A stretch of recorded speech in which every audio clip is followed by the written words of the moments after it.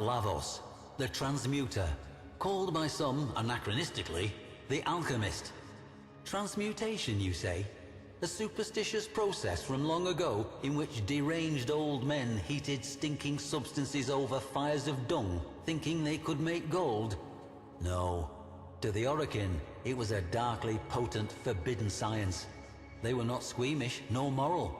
So what profound taboos must this art have violated? No transmuter was more dreaded than Yavi, the crawling serpent, the abhorred, the filth speaker. The Orokin feared him so greatly that they whispered he might somehow survive even the Jade Light, just as a severed snake was once believed to grow a new head. So instead, he was imprisoned that his evil might be contained, if not quenched.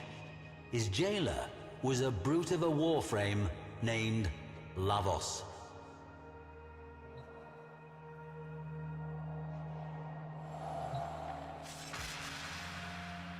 The prison of Dabaoth Kra no longer stands. Both it and the slumped Venusian mountain peak upon which it stood were long ago obliterated. We have only records to tell us what went on there. Yavi was a scrawny, hairless man, scaly with skin disease. In reluctant recognition of his Archimedean status, he was permitted to wear the white robe, now a befouled, ragged garment. 2 tattooed serpents crawled up each bony arm from elbow to wrist. Lavos, we are told, was attentive to his prisoner. He administered the prescribed soup, water, and beatings with the same punctual fidelity. These are recreations of Lavos's own snakes. No mere tattoos, but living, bioferrous exoflesh.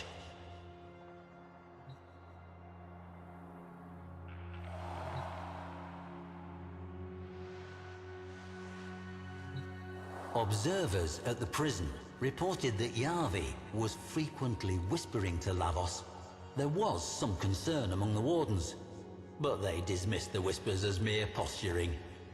Yavi's cell walls began to fill up with scrawlings, using blood and filth as ink.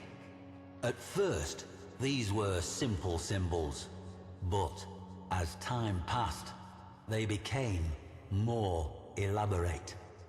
It was as if the Archimedean was turning his cell into a demonic temple, baiting his captors. There was even an image of Lavos, resplendent in his cyandana of office. Perhaps an attempt at a curse. Lavos was ordered to beat him harder, and duly did so. With the blood on the wall, Yavi drew a snake. An appeal, no doubt, to his depraved idol. Floor washer Bekran Zaft, the sole survivor of Dabaoth Kra, would later tell of how Lavos would stride from cell to cell, weighty shotgun in hand, clubbing and beating as required. The nightmares still haunted her.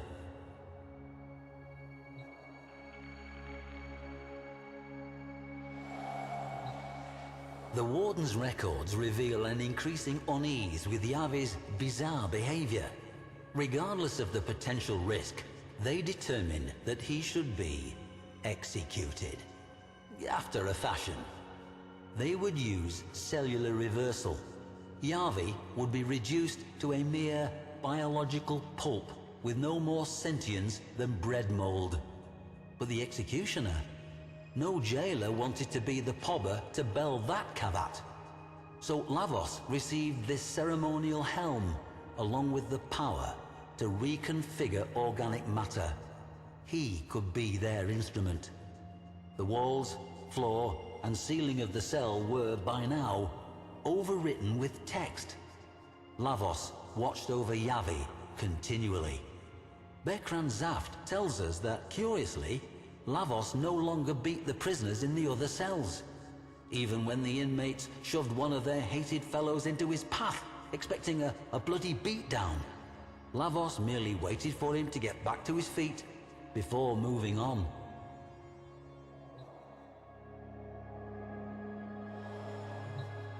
What actually was this forbidden practice of transmutation that terrified the Orokin so? At its pinnacle, it was nothing less than the purposeful elevation of consciousness. To the Orokin, prisoners of their endless golden dream, the thought that a person could rise above their station was anathema. Transmutation could turn commoners into kings, or riches into garbage.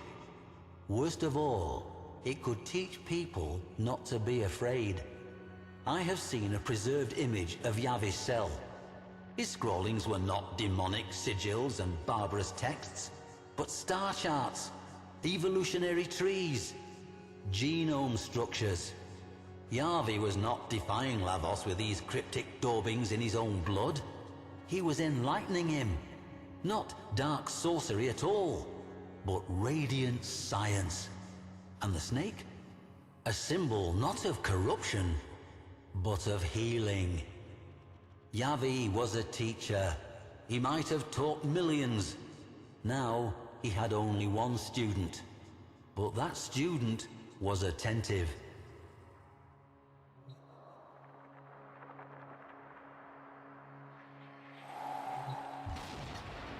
Bekran Zaft says this of Execution Day. The jailers gathered in the auditorium with a slow, funereal tread. Lavos escorted Yavi to the execution dais. He gently raised a hood over Yavi's head, cobra-like. He turned, then, to face the Orokin warden, shotgun trembling in his mighty hands. The silence, Zaft says, was absolute. But then, from beneath the hood, came a whisper. Yavi had some final words for his student. The Orokin jailer shifted uncomfortably, looked to his functionaries. Would the execution even take place? Lavos gave a stiff bow to Yavi and activated his power. Yavi's skin peeled off in one grisly sloughing. He liquefied into a biological soup. A cheer went up from the assembled jailers. Lavos gathered the remains of Yavi tenderly in his hands.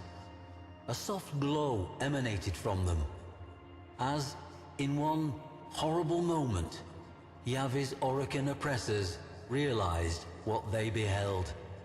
And then, panic. Lavos was transmuting the remains. A twining, living snake seethed up Lavos's left arm. Yavi transformed, and still, after a fashion, alive, just as they had feared. A second snake coiled around his right arm, this one sprouting from Lavos's own flesh. Then, Lavos leapt into the midst of the assembly, hurling vials left and right, bathing the hapless, screaming jailers and functionaries and their warden in icy vitriol. Not one survived. Not for long, anyway. And Bekran Zaft? Lavos bowed to her and moved on.